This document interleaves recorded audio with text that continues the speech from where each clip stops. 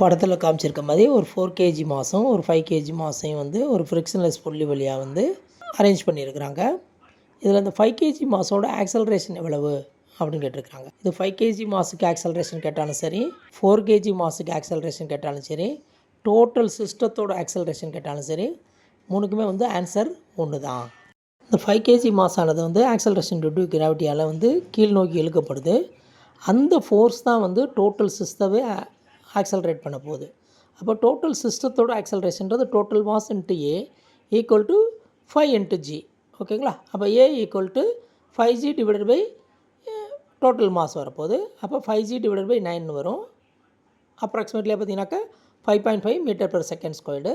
Answer வந்து 9.8ன்னு போட்டிருந்தோம்னு சொன்னாக்கா நமக்கு 5.44 மீட்டர் பெர் செகண்ட் ஸ்கொயர் கிடச்சிருக்கும். Option 2 is the correct answer. Tension in the rope அப்படின்னு கேட்டாங்கனாக்க நம்ம வந்து மேலே இருக்கக்கூடிய அந்த ஹரிசாண்டலாக இருக்கு பாருங்கள், அந்த பிளாக்கோட மாஸ் இன்ட்டு ஆக்சலரேஷன் போட்டு எழுதிடணும். அப்போ T is equal to 4 into A. It is nothing but 5.5 into 4 equal to 22 Newton.